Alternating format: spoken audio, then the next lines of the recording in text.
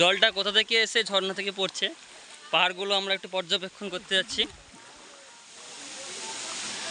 তা ওদিকে ঝর্ণাটা ওদিক থেকে সবাই স্নান করছে, তো আমি যাচ্ছি সামনের দিকে। গাইস দেখো তোমরা,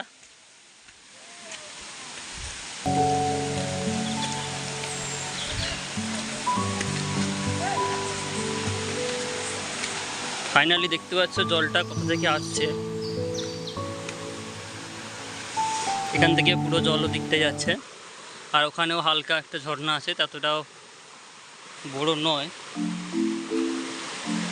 রাস্তাগুলো খুবই উঁচু খালা।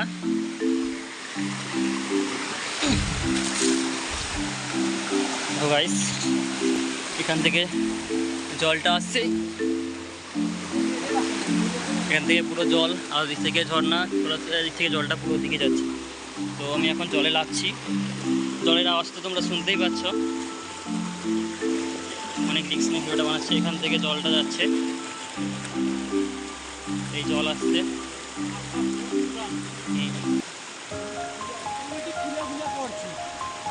না না খুলে পড়ে, এটা কাটা হয়েছে। হ্যাঁ এখান থেকে কেটেছে গাইস।